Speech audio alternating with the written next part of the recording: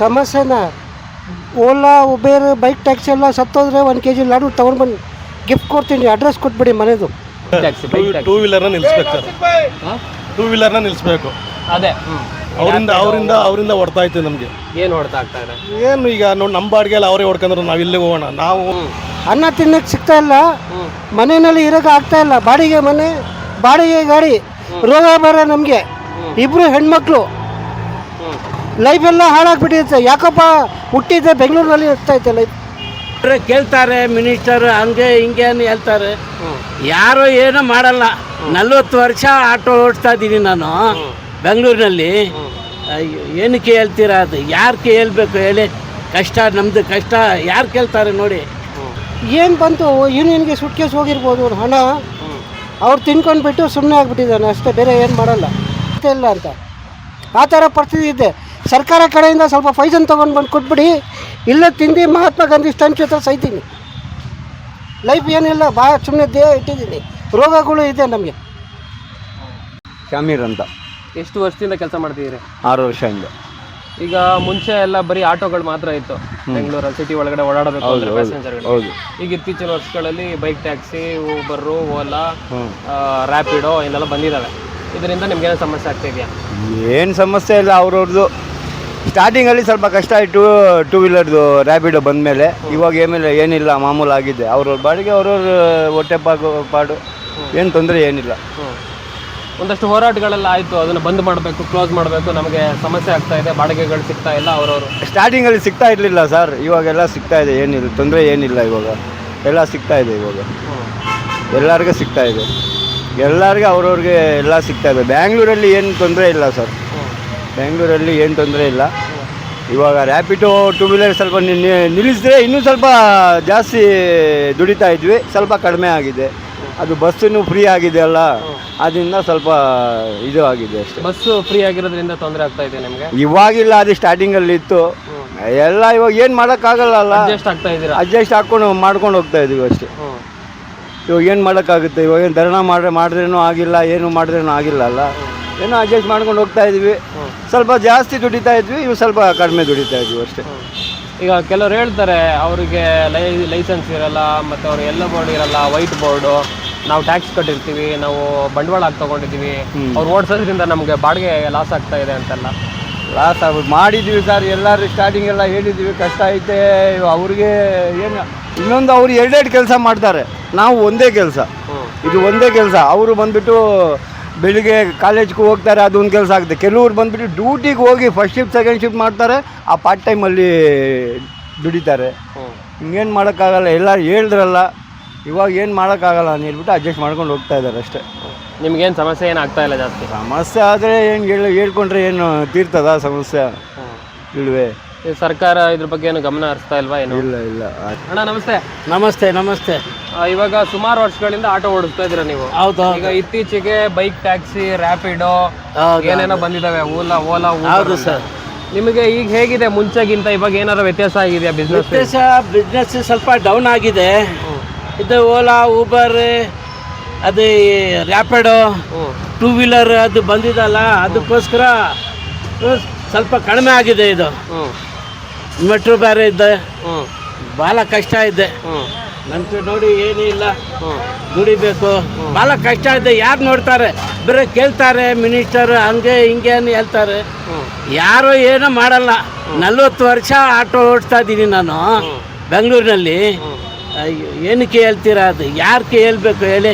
ಕಷ್ಟ, ನಮ್ಮದು ಕಷ್ಟ ಯಾರು ಕೇಳ್ತಾರೆ ನೋಡಿ. ಭಾಳ ಕಷ್ಟ ಇದೆ. ಯಾರೋ 10% ಸರಿ ಇಲ್ಲ ಅಂದರೆ, ಎಲ್ಲ ಆಟೋ ಡ್ರೈವರ್ ಸರಿ ಇಲ್ಲ ಅಂತ ಹೇಳಿದ್ರೆ ಅದು ತಪ್ಪು. ಅದು ಅಲ್ಲ. ಈ ವಿಚಾರ ಸರ್ಕಾರದ ಗಮನಕ್ಕೆ ಇದೆಯಾ? 1-2 ಹೋರಾಟ ಕೂಡ ಆಯಿತು. ಹೋರಾಟ ಮಾಡಿದ್ದಾರೆ, ಆಟೋ ಯೂನಿಯನ್ನೇ ಭಾಳ ಇದು ಮಾಡಿದ್ದಾರೆ, ಹೋರಾಟ ಮಾಡಿದ್ದಾರೆ. ಅದು ಆಮೇಲೆ ಏನಾಗುತ್ತೆ ಗೊತ್ತಿಲ್ಲ, ಸುಮ್ಮನೆ ಇರ್ತಾರೆ. ಅದು ಏನು ಕೊಡ್ತಾರೆ ಅವರು, ಏನಿಲ್ಲ ಅನ್ನೋ ಗೊತ್ತಿಲ್ಲ. ಅದು ಸೋಡಾ ಬಾಟ್ಲ್ ಥರ ಬುಸ್ಸನೇ ಬರುತ್ತೆ ಅದು. ಆಮೇಲೆ ನೋಡಿದ್ರೆ ಅದು ಅಷ್ಟೇ, ಕತೆ ಕ್ಲೋಸ್. ಇಲ್ಲ, ಈಗ ಸರ್ಕಾರದಿಂದ ಮಿನಿಸ್ಟ್ರುಗಳು ಬಂದು ನಾವು ಇದನ್ನು ಸಾಲ್ವ್ ಮಾಡಿಕೊಡ್ತೀವಿ ಅಂತಲೂ ಹೇಳಿದ್ದುಂಟು. ಹೇಳಿದ್ದಾರೆ. ಅದಕ್ಕೋಸ್ಕರನೇ ಸ್ವಲ್ಪ ವೇಟ್ ಮಾಡ್ತಾ ಇದ್ದೀನಿ, ಏನು ಮಾಡ್ತಾರೆ ನೋಡೋಣ. ಇದು ಗೌರ್ಮೆಂಟ್ ಆದರೆ ಆಟೋ ಡ್ರೈವರ್ಗೋಸ್ಕರ ಏನು ಮಾಡ್ತಾ ಇದ್ದಾರೆ ನೋಡಬೇಕು. ಅದು ಇಲ್ಲಿವರೆಗೂ ಯಾವುದೇ ರೀತಿ ಪರಿಹಾರ ಏನು ಇಲ್ಲ ಸರ್, ಏನೂ ಆಗಿಲ್ಲ. ಅದು ನಾನು ನೋಡ್ತಾ ಇದ್ದೀನಿ 40 ವರ್ಷ, ಏನೂ ಇಲ್ಲ ಸರ್. ನೋಡಿ, 40 ವರ್ಷನ ಹಂಗೆ ಇದ್ದೀನಿ ನಾನು. ಏನು 500 ರೂಪಾಯಿ ದುಡಿಬೇಕು, ಎಷ್ಟು ಬರುತ್ತೆ, ಒಂದು ಸತಿ ಜಾಸ್ತಿ ಬರುತ್ತೆ, ಒಂದು ಸತಿ ಇಲ್ಲ, ಅಷ್ಟೇ. ಆ ಥರ ಇದೆ ನಮ್ಮದು ಜೀವನ. ಯಾರು ಕೇಳಬೇಕು ಹೇಳಿ ಸರ್ ನೀನು. ಸರ್ ಆಟೋ ಡ್ರೈವರ್, ನೀವು ಆಟೋ ಓಡಿಸ್ತಾ ಇದ್ದೀರಾ. ಮುಂಚೆ ಎಲ್ಲ ಪ್ಯಾಸೆಂಜರ್ಗಳು ಆಟೋನೇ ಹತ್ತಾ ಇದ್ರು. ಈಗ ಇತ್ತೀಚೆಗೆ ಒಂದಷ್ಟು ವರ್ಷಗಳಿಂದ ಈ 2 ವೀಲರು ಕ್ಯಾಬ್ಗಳು, ಏನು 2 ವೀಲರ್ ಟ್ಯಾಕ್ಸಿಗಳು ಬಂದಿದ್ದಾವೆ. ಬೈಕ್ ಟ್ಯಾಕ್ಸಿ 2 ವೀಲರ್ನ ನಿಲ್ಲಿಸ್ಬೇಕು ಸರ್. 2 ವೀಲರ್ನ ನಿಲ್ಲಿಸ್ಬೇಕು. ಅದೇ ಅವರಿಂದ ಹೊಡ್ತಾ ಇತ್ತು ನಮಗೆ. ಏನು ಹೊಡ್ತಾ ಆಗ್ತಾ ಇದೆ? ಏನು ಈಗ ನೋಡಿ, ನಮ್ಮ ಬಾಡಿಗೆಲ್ಲ ಅವರೇ ಹೊಡ್ಕೊಂಡ್ರೆ ನಾವು ಇಲ್ಲಿಗೆ ಹೋಗೋಣ. ನಾವು ಇನ್ಶೂರೆನ್ಸ್ ಕಟ್ತೀವಿ, ರೋಡ್ ಟ್ಯಾಕ್ಸ್ ಕಟ್ತೀವಿ, ಸರ್ಕಾರಕ್ಕೆ ಬೆನಿಫಿಟ್ ಮಾಡಿಕೊಡ್ತೀವಿ. ಅವ್ರೇನು ಮಾಡ್ತಾ ಇದ್ದಾರೆ? ಅದಕ್ಕೆ ಅದು ನಿಲ್ಲಿಸಲೇಬೇಕು. ಅವ್ರೇನು ಮಾಡ್ತಾ ಇದ್ದಾರೆ? ಏನು ಮಾಡ್ತಾ ಇಲ್ಲ ಅವರು. ಅಂದರೆ ಕೆಲವ್ರು ಹೇಳ್ತಾರೆ ನಾವು ದುಡಿಬೇಕು, ನಾವು ದುಡಿತಾ ಇದ್ದೀವಿ. ಅವ್ರು ಏನು ಕಟ್ತಾ ಇದ್ದಾರೆ ಸರ್ಕಾರಕ್ಕೆ? ನಾವು ಕಟ್ತಾ ಇದೀವಲ್ಲ ಸರ್ಕಾರಕ್ಕೆ. ನಮಗಿರೋದು ಸ್ಕೀಮ್ ಇತ್ತು, ಅವ್ರಿಗೆ ರೂಲ್ಸ್ ಇಲ್ಲ ಅವ್ರಿಗೆ. ಅಂದರೆ ಕೆಲವು ಪ್ಯಾಸೆಂಜರ್ಗಳು, ಕಸ್ಟಮರ್ಗಳು ಕೂಡ ಹೇಳ್ತಾ ಇದ್ದಾರೆ ಇಲ್ಲ ನಮಗೆ ಅನುಕೂಲ ಇದೆ. ಅವನು 10 ರೂಪಾಯಿ ಹೊಡಿತಾನೆ ಸರ್, 10 ರೂಪಾಯಿ ಹೊಡ್ಕೊಂಡು ಇಲ್ಲಿ ಆರಾಮಾಗಿರ್ತಾನ. ನಾವಿಲ್ಲಿ ಹೋಗೋಣ. ನಾವು ಬಂಡವಾಳ ಹಾಕಿರ್ತೀವಿ, 3 ಲಕ್ಷ ಬಂಡವಾಳ ಹಾಕಿರ್ತೀವಿ. ಇಂದ ಸರ್ಕಾರಕ್ಕೆ ಬೆನಿಫಿಟ್ ಮಾಡಿಕೊಡ್ತೀವಿ, ಇನ್ಶೂರೆನ್ಸ್ ಕಟ್ತೀವಿ, ರೋಡ್ ಟ್ಯಾಕ್ಸ್ ಕಟ್ತೀವಿ, ಇನ್ಶೂರೆನ್ಸ್ ಮಾಡಿಸ್ತಿರ್ತೀವಿ. ಖಾನ್ ಅಂತನಾ? ಓಕೆ. ಈಗ ಮುಂಚೆ ಎಲ್ಲ ಕೇವಲ ಪ್ಯಾಸೆಂಜರ್ಗಳು ಬೆಂಗಳೂರಲ್ಲಿ ಓಡಾಡಬೇಕು ಅಂದ್ರೆ ಆಟೋನೇ ಅವಲಂಬಿಸ್ಕೊಂಡಿದ್ರು. ಈಗ ಇತ್ತೀಚೆಗೆ ಕೆಲವು ವರ್ಷಗಳಿಂದ ಬೈಕ್ ಟ್ಯಾಕ್ಸಿ, ರ್ಯಾಪಿಡೋ, ಊಬರು, ಏನೇನೋ ಕಂಪ್ನಿಗಳು ಬಂದಿದ್ದಾವೆ. ಅವರು ಒಂದು ಬೈಕ್ ಇಟ್ಕೊಂಡು ಕಸ್ಟಮರ್ಗಳನ್ನ ಪಿಕಪ್ ಮಾಡ್ಕೊಂಡು ಹೋಗ್ತಾರೆ. ಅದರಿಂದ ಆಟೋದವ್ರಿಗೆ ಏನಾದ್ರು ಸಮಸ್ಯೆ ಆಗ್ತಾ ಇದೆಯಾ? ಹೇಗೆ ಸಮಸ್ಯೆನ? ಓಲಾ, ಉಬೇರ್, ಬೈಕ್ ಟ್ಯಾಕ್ಸಿ ಎಲ್ಲ ಸತ್ತೋದ್ರೆ 1 kg ಲಾಡು ತೊಗೊಂಡು ಬಂದು ಗಿಫ್ಟ್ ಕೊಡ್ತೀನಿ, ಅಡ್ರೆಸ್ ಕೊಟ್ಬಿಡಿ ಮನೆದು. ಅದು ಏನು ಸಮಸ್ಯೆ ಆಗ್ತದೆ ಹೇಳಿ? ಹೆಂಡತಿ ಮಕ್ಕಳಿಗೆ ಫೈಸನ್ ಕೊಡಬೇಕು. ನಮ್ಮದು ಅನ್ನ ತಿನ್ನಕ್ಕೆ ಸಿಗ್ತಾ ಇಲ್ಲ, ಮನೆಯಲ್ಲಿ ಇರೋಕೆ ಆಗ್ತಾ ಇಲ್ಲ. ಬಾಡಿಗೆ ಮನೆ, ಬಾಡಿಗೆ ಗಾಡಿ, ರೋಗ ಬರ ನಮಗೆ. 2 ಹೆಣ್ಮಕ್ಳು, ಲೈಫೆಲ್ಲ ಹಾಳಾಗ್ಬಿಟ್ಟಿರುತ್ತೆ. ಯಾಕಪ್ಪ ಹುಟ್ಟಿದ್ದೆ ಬೆಂಗಳೂರಿನಲ್ಲಿ ಇರ್ತಾ ಇದ್ದೆ ಲೈಫ್. ಮುಂಚೆ ಹೇಗಿರಲಿಲ್ವಾ? ಮುಂಚೆ ಏನೋ ಸ್ವಲ್ಪ ತಿನ್ಕೊಂಡು ಬಾಳ್ತಾ ಇದೆ. 10 ಗಂಟೆ ಆದಮೇಲೆ 1.5 ಕೊಡಲ್ಲ, ರೋಡ್ನಲ್ಲಿ ಯಾರು ಬರಲ್ಲ. ಓಲಾ ಉಬೇರ್ನಲ್ಲಿ ಓಡ್ಸೋಕ್ಕೆ ನಮಗೆ ಮೊಬೈಲ್ ಕಾಣಿಸಲ್ಲ, ಮೊಬೈಲ್ದು ಐಡಿಯಾ ಇಲ್ಲ. ಇಂಗ್ಲೀಷೆಲ್ಲ ಓದಿದ್ದೀನಿ, ಪೇಪರೆಲ್ಲ ಓದ್ತೀನಿ, ಬಟ್ ಓಲಾ ಉಬೇರ್ದು ಐಡಿಯಾ ಇಲ್ಲ ನಮಗೆ. ಮೊಬೈಲ್ ಕಂಡ್ರೆ ಆಗಲ್ಲ. ರೋಡ್ನಲ್ಲಿ ಏನಿದ್ರೆ ಹೊಟ್ಟೆ ಪಾಡ ನಮ್ಮದು. ಯಾರನ್ನ ಬಂದರೆ ಮೀಟ್ರ್ ಹಾಕ್ತೀನಿ, ಟ್ರಾಫಿಕ್ ಜಾಗನಲ್ಲಿ ಒಂದು 10-20 ಕೊಡ್ರಿ ಅಂದರೆ ಕೊಡಲ್ಲ. ಈಗ ಹೋಗ್ರಿ ಬೈಕ್ ಟ್ಯಾಕ್ಸಿ ಬುಕ್ ಮಾಡ್ಕೊಂಡು ಹೋಗ್ತೀನಿ ಅಂತಾರೆ. ಈಗ ಒಂದಷ್ಟು ತಿಂಗಳುಗಳ ಹಿಂದೆ ಸಾರಿಗೆ ಸಂಸ್ಥೆ ಎಲ್ಲ ಸಂಘಟನೆಗಳು ಸೇರಿ ನೀವು ಒಂದು ಪ್ರೊಟೆಸ್ಟ್ ಮಾಡಿದ್ರಿ, ಇದನ್ನು ನಿಲ್ಲಿಸಬೇಕು ಅಂತ ಸರ್ಕಾರದ ಮೇಲೆ ಒತ್ತಡ ಇರಿದ್ರಿ. ಆಮೇಲೆ ಏನು ಉತ್ತರ ಬಂತು ಸರ್ಕಾರದ ಕಡೆಯಿಂದ?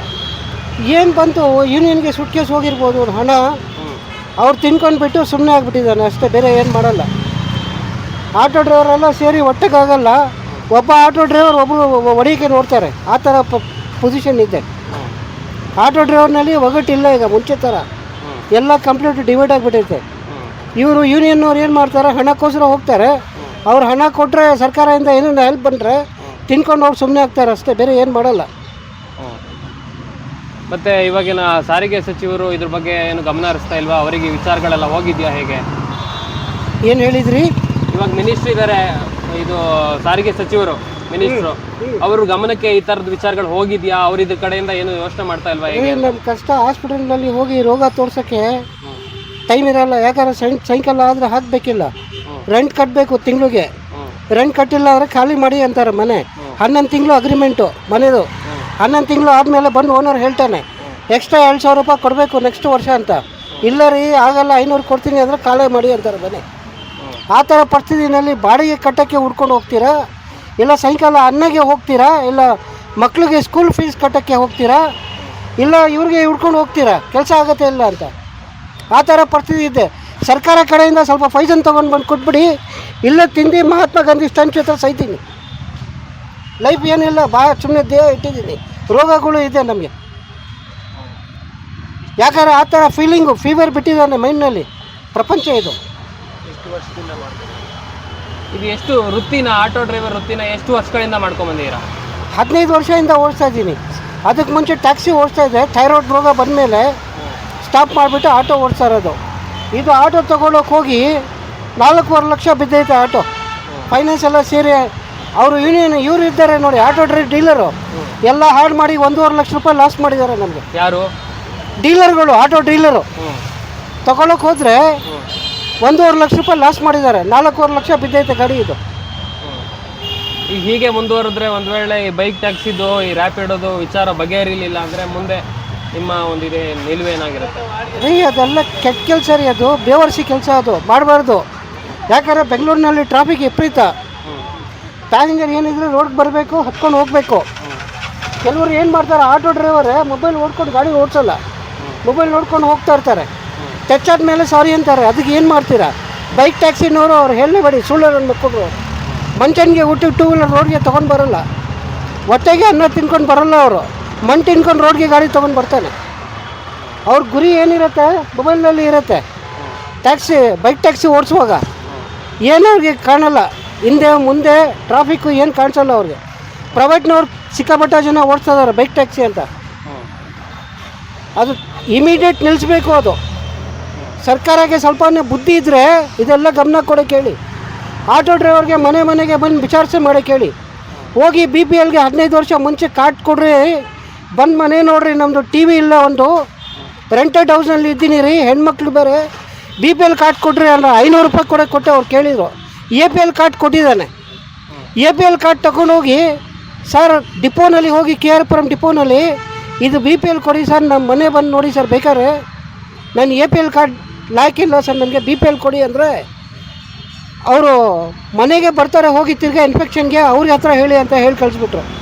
ಅದು ಕಾರ್ಡು ಹಾಗೆ ಇಟ್ಟಿದ್ದೀನಿ. ಅದು 2,000 ಹೆಣ್ಮಕ್ಳಿಗೆ ಬರ್ತಾರಲ್ಲ ತಿಂಗಳಿಗೆ, ಹೌಸ್ ವೈಫ್ಗೆ, ಅದು ಬರ್ತಾ ಇಲ್ಲ. ನಮಗೆ ಬರ್ತಾ ಇಲ್ವಾ ನಿಮಗೆ? ಮತ್ತೆ ಹೇಳ್ತಾರೆ ನಾವೆಲ್ಲರಿಗೂ ಫ್ರೀ ಕೊಡ್ತಾ ಇದ್ದೀವಿ ಅಂತ. ನಮಗೆ ಬರ್ತಾ ಇಲ್ಲ ರೀ. ಅದು ಕಾರ್ಡ್ ನಾನು ಯೂಸ್ ಮಾಡಲಿಲ್ಲ, APL ಕಾರ್ಡು.